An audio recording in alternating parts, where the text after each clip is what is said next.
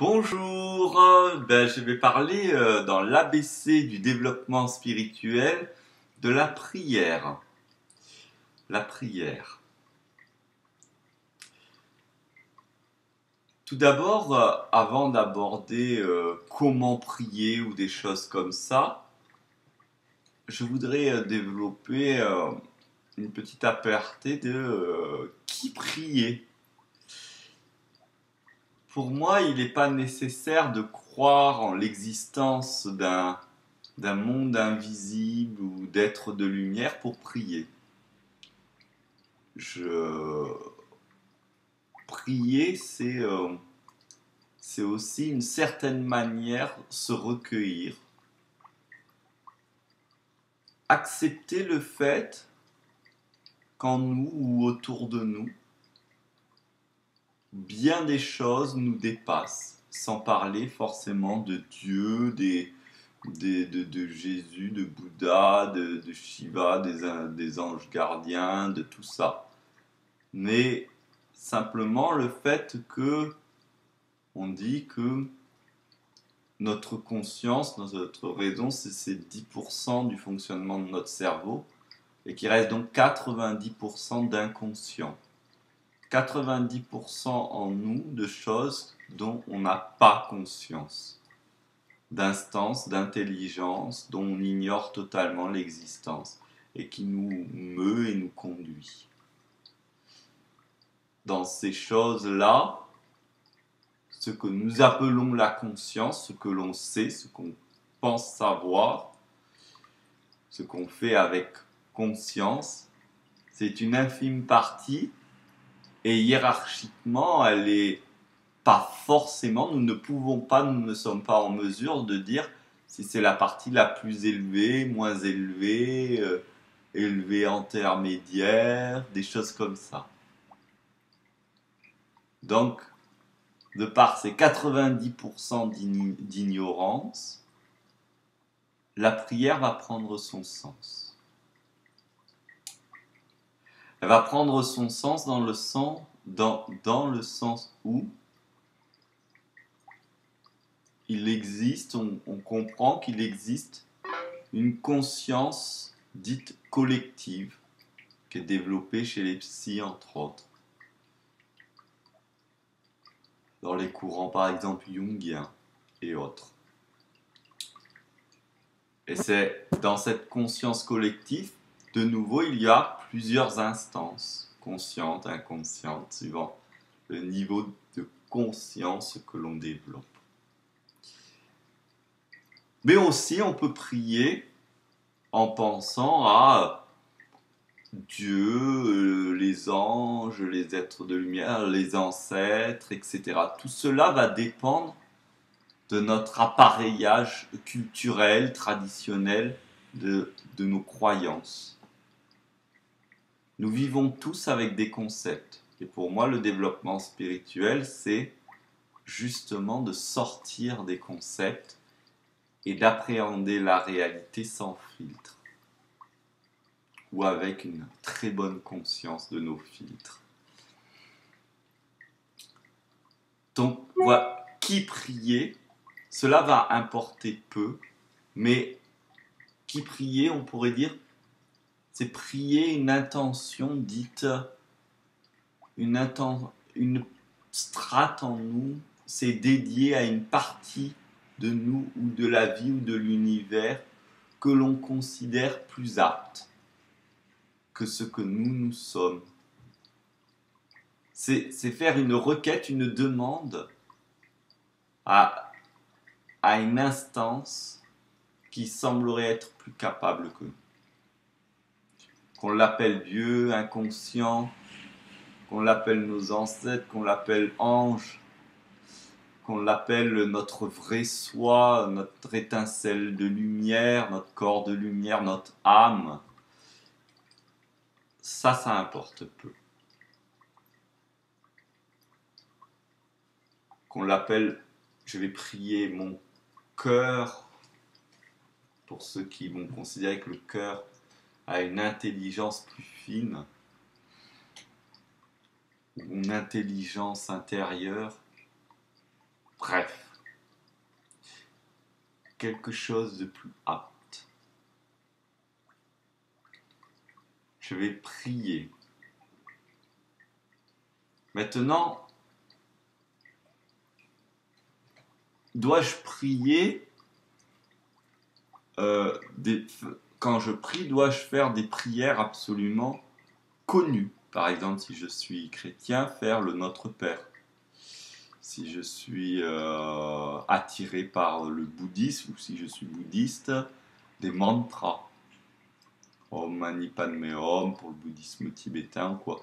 Si je suis un adepte de l'hindouisme, des mantras, des récitations en sanskrit. Si je suis hébreu, des prières euh, dédiées à Dieu en hébreu, etc. Dois-je faire ça? Alors, je répondrai que on ne doit rien. Par contre, si ces prières nous touchent et nous parlent, appartiennent à notre bagage culturel ou fait résonance en nous, nous pouvons les utiliser. Quelle force elles ont? Elles ont la force du collectif. Beaucoup de personnes à travers le temps et l'histoire les utilisent. Quels sont leurs inconvénients? C'est cette force du collectif qui peut-être va nous amener un carcan lié à cette histoire, à l'histoire de ces prières, suivant qui on est, suivant notre résonance, suivant notre propre histoire consciente et inconsciente. Et puis il y a la possibilité d'imaginer nos prières, de parler spontanément, tout simplement. Moi j'aime bien faire des prières du type puis-je réaliser ce que je suis en train de mettre en œuvre? Puis-je recevoir le courage? Puis-je être porté par le courage d'avancer et de continuer? Je ne m'adresse pas forcément à quelqu'un en particulier. Ah oui, si je suis du courant New Age, par exemple, je peux prier l'univers, la vie, des choses comme ça. Voilà. Et donc, et encore, je donne des étiquettes, mais on peut sortir de ces étiquettes. C'est pour donner quelques petites bornes de départ, on pourrait dire. Et une fois que la course est commencée, Inch'Allah, on part vers là où on veut, là où on est, et même pas vers là où on veut, oui, vers là où on est tout le temps. Quelles sont pour moi les prières les plus bénéfiques? D'abord, il y a plusieurs types de prières. Il y a la prière demande.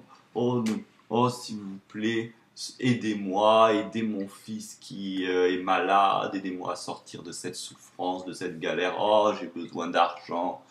Donc là, nous sommes sur une prière du type demande, comme un enfant qui ne peut rien faire sans ses parents.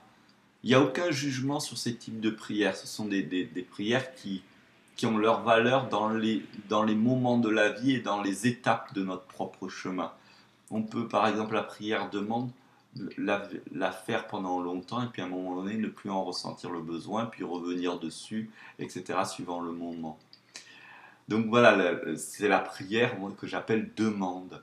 Je demande à avoir la femme de ma vie, je demande d'avoir une grosse voiture. Bon, alors dans ce type de prière, on peut se retrouver avec beaucoup d'absence de réponse, d'absence de retour à notre prière.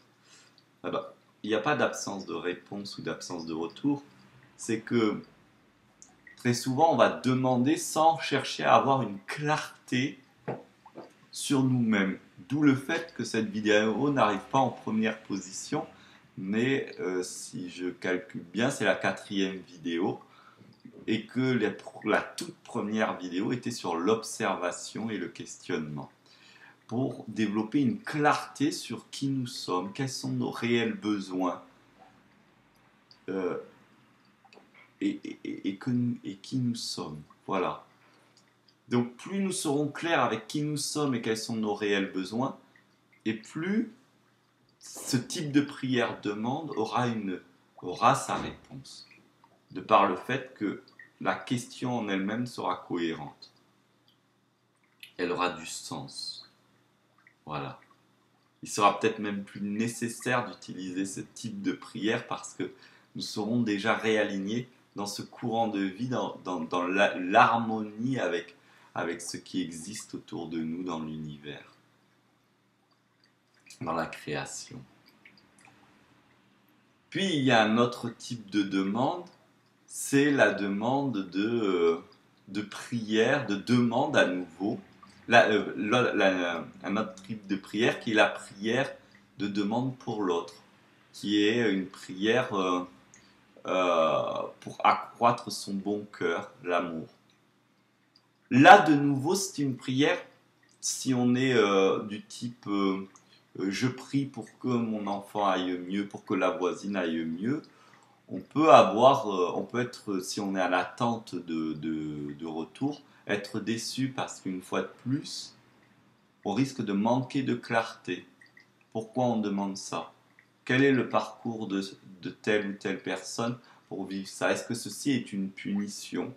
Ou est-ce que ceci est un ensemble d'événements qui a conduit la personne là, au niveau, je rappelle qu'il y a plus de 90% de ce que l'on vit, on ignore les causes et les chemins qui amènent là. Alors donc même s'il y a une vie apparente parfaite, tout d'un coup quelqu'un peut subir une maladie foudroyante, on va se dire mais c'est pas normal.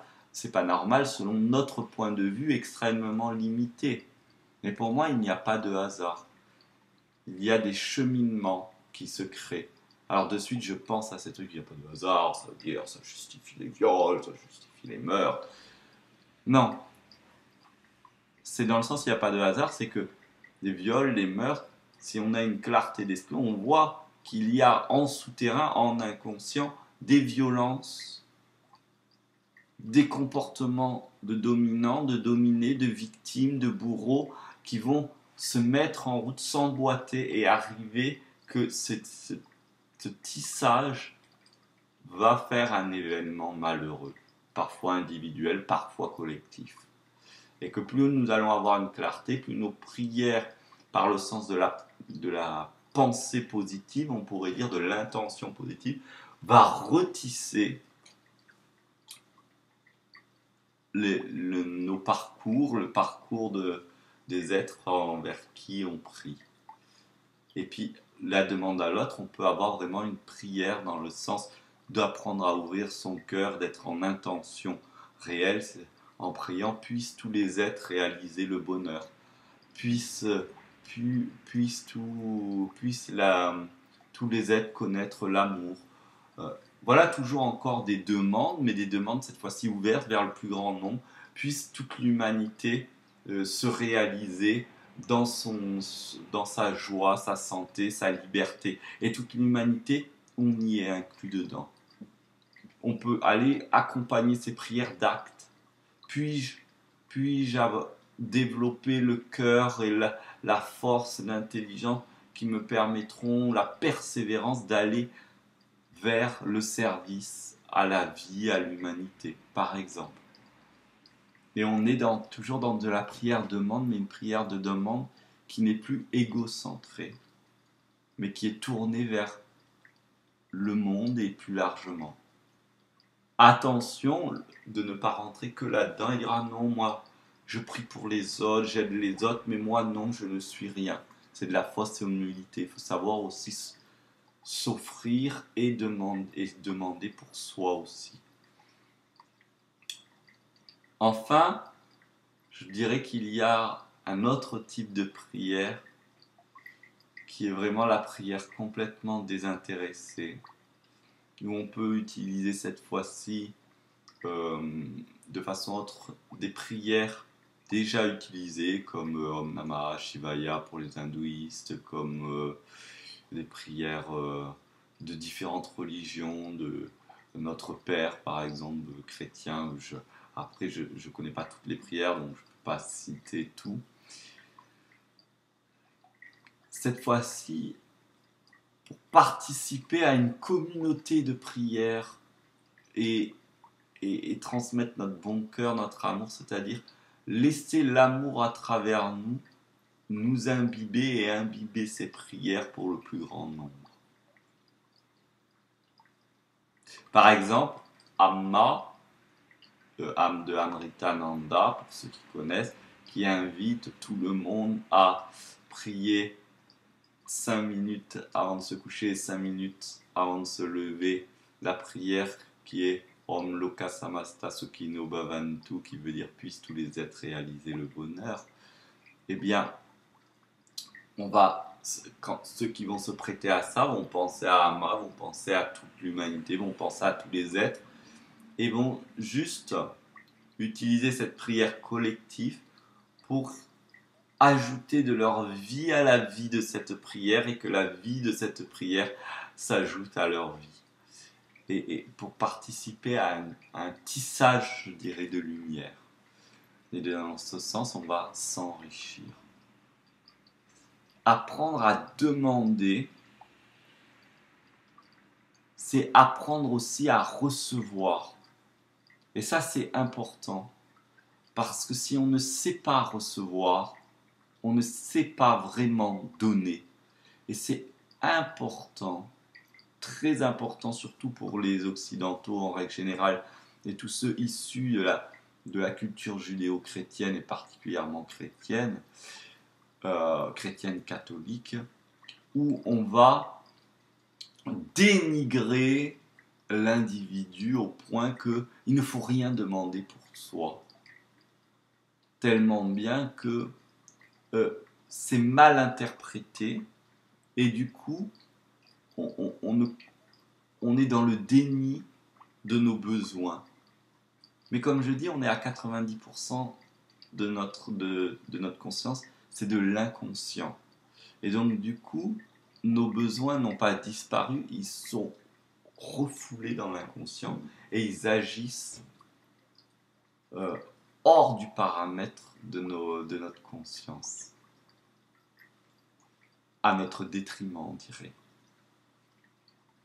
Et c'est comme ça que des gens, moi je vois des gens d'une générosité exceptionnelle et puis ils sont remplis de maladies, de mal-être, de problématiques. On dit mais pourquoi ces gens ils ont tout ça? Mais parce qu'ils refusent le soutien invisible. Ils refusent le soutien visible. Et pour ça je raconterai une histoire que j'aime beaucoup. C'est un homme qui prie, alors il prie, il dit mon Dieu, parce qu'il y a une inondation, voilà, il y a une inondation qui arrive, le courant il voit ça et vite il monte sur l'immeuble et il dit oh Dieu tout puissant, s'il vous plaît, aidez-moi, aidez-moi. Puis là il y a des pompiers qui arrivent, qui vont pas, non, je prie Dieu, il va m'aider. Et ils s'en vont, oh Dieu, s'il vous plaît, aidez-moi, aidez-moi. Là il y a d'abord c'est des camions pardon de pompiers, de personnes qui s'arrêtent, viens, l'eau arrive, non je vais prier Dieu, il va m'aider. Puis l'eau commence à arriver mais elle c'est pas si puissante, donc il y a des secouristes qui arrivent en bateau, venez monsieur, on va vous aider, non Dieu va m'aider, oh Dieu tout puissant venez m'aider. Alors là l'eau est encore plus haute et des hélicoptères, vite, venez, c'est bientôt trop tard, non, je vais être aidé, oh Dieu tout-puissant, et puis l'eau est submerge, il se noie, il meurt, et il comprend pas, il arrive au ciel, c'est une histoire, hein, une anecdote, une blague, pardon, ou je sais pas comment dire, une légende. Et là, il arrive devant Dieu et il dit, mais quand même, Dieu, vous m'avez pas aidé. Dieu lui répond, mais tu m'as demandé de t'aider, je t'ai envoyé un camion de pompe de personnes, des voitures, t'as refusé.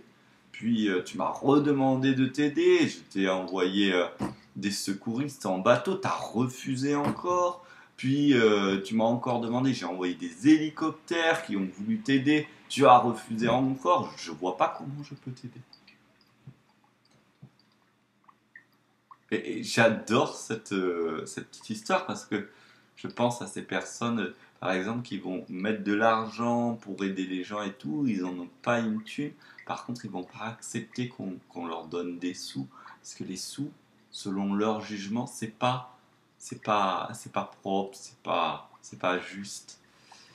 Mais il y a la vie, l'univers, Dieu, les anges, notre inconscient qui crée le monde, va utiliser mille et une portes pour nous aider. Si nous n'avons pas cette clarté, cette décence, je dirais même, d'accueillir les choses naturellement, sans juger, sans trier, eh bien, nous allons nous fermer des milliers de portes, en ouvrir qu'une seule en disant c'est celle-là, c'est cette porte-là, la bonne porte. Et puis peut-être il n'arrivera jamais rien de cette porte-là. Et que derrière les mille et autres portes vont s'entasser tous les bénéfices spirituels, toute cette énergie qui voudra venir nous aider, nous envelopper. Combien de gens j'observe être là-dedans. Donc voilà, je suis content de partager cette vidéo autour de la prière. Je ne vous dis pas qu'il faut prier comme ci ou comme ça, mais plutôt l'esprit de la prière, comprendre cela. Il y a une dernière prière que j'ai envie de dire, c'est la louange, la bénédiction, la louange, la prière de gratitude. Je ne demande plus rien pour personne, simplement je remercie, je reconnais mon harmonie avec la vie. Je reconnais que cet inconscient qui est en moi a une intelligence profonde qui orchestre ma vie de manière à ce que je puisse mieux me connaître et plus profondément répondre et réaliser mes besoins véritables. Je peux l'appeler Dieu, les anges, etc. Ou la vie, l'univers, qu'importe. Ce qui est sûr, c'est que quand je commence à comprendre ça, et même si je ne le comprends pas, que je veux bien y croire, parce qu'on peut aussi agir simplement en y croyant au début sans l'avoir vu, je commence à remplir ma vie de gratitude, de remerciement, de louange. Je loue la vie, car elle m'anime à chaque instant, m'offre intelligence. Je loue le Seigneur si je pense au Seigneur, parce que il me donne la force d'aller plus loin. Je suis dans la gratitude, le remerciement, et il y a une énergie puissante qui m'envahit, me reconnecte à moi-même, me fait reconnaître. Le remerciement, la gratitude, c'est la reconnaissance, c'est se reconnaître soi aussi, et la vie. Reconnaître. Alors je transmets toutes mes bénédictions, toutes mes louanges, tous mes remerciements à votre écoute, à votre cœur, à mon écoute, à la vie, à Dieu, qu'importe. Simplement, merci infiniment.